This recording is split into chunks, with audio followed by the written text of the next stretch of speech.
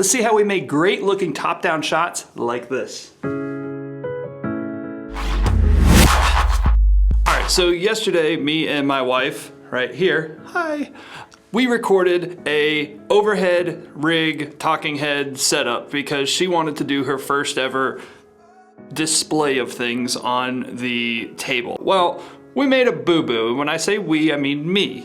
And so I had the camera out of focus the entire time because I manually set it, let her do her thing, because when I do overhead rigs, it's usually camera stuff, which is sitting up higher. So I had her raise her hand, set the manual focus, and there we go.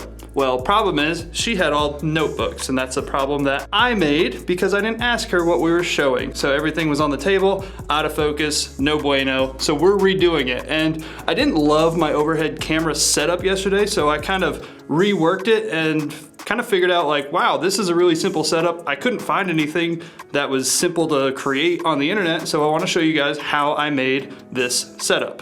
So since I messed up yesterday, we're gonna play her audio so she can pull things out of her bag as she's showing them, and then I'm just gonna time lapse this so you guys can see what it looks like, and then we'll cut in some of the images over the screen. Same sweater for continuity. Same sweater for continuity, different hands though.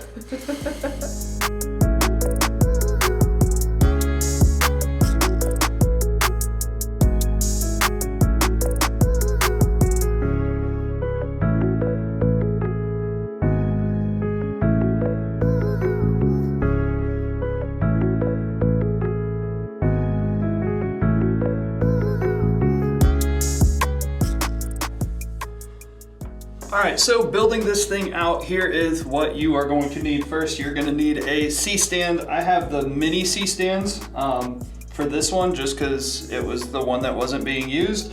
Sandbag at the bottom, always make sure tallest leg goes forward, sandbags on the tallest leg. We've got we've got a grip head here. We have another grip head. We have another grip head on a Cardellini clamp. We have another grip head on a 4-foot arm, and we have one more 4-foot arm for all of that stuff. Then we have one of these little pins here. I don't know what this pin is actually called, but we're just using something with a 1/4-20 pin that's strong. And our camera, you can have, I have the cage on it, so I can go into one of these, but normally you've got the 1/4-20 that you can go into there. So, follow along. We're gonna try and recreate this. I just took it down. I'm gonna build it back up for you and show you exactly how I did it. So, first thing we're gonna do is use the grip head, take the other grip head with arm, and we're going to throw it in here at 90 degrees, and we can tighten that one down. From here, almost all the way out, you want to have your other grip head. We're going to put the Cardellini clamp about right underneath kind of this knuckle.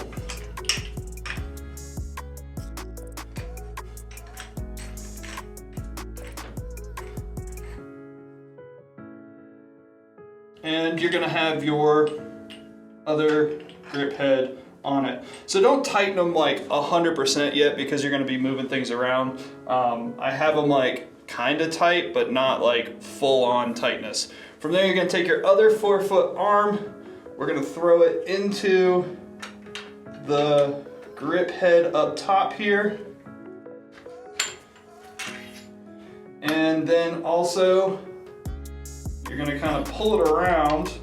Same thing with your Cardellini clamp, move it around to where you can get it in a triangle. All this is gonna do is create something that's a lot more sturdy so it doesn't wiggle around. You can see like right now it's pretty wiggly, and then when we tighten this, it's not gonna be as wiggly. So kind of once you get everything in there, then you can tighten all of this stuff up. So now we have a much more stable overhead rig. The next piece of this, we're gonna put our other grip head on at the end. Same thing, almost tight. And then we're gonna take our pin here and we're just gonna screw the 1/4-20 into your camera. And then from here, we're gonna put the camera into the grip head so it is pointing straight down. And tighten that up real well.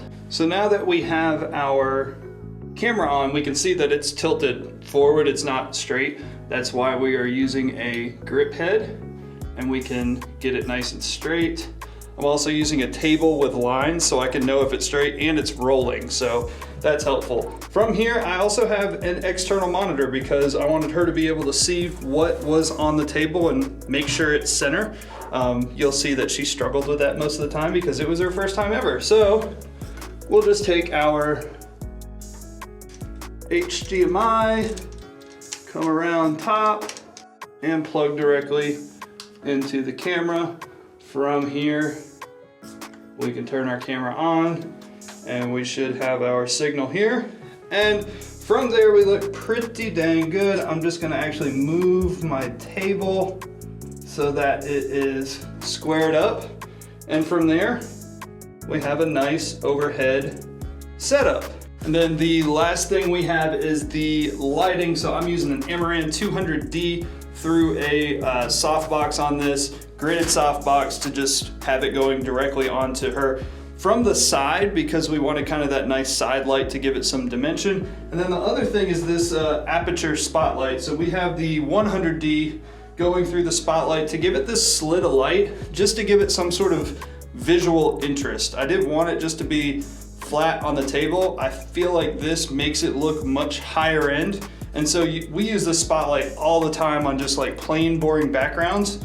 And I feel like on this look too, it kind of gives it that like harsh side light. It looks like it's coming from the window because this would be a window light. We also do have a window over here. So it's all kind of this motivated lighting to make this really high-end looking top-down overhead setup. But that is how we built out this top-down overhead rig. If you guys have any questions, let us know, and I will see you guys in the next video.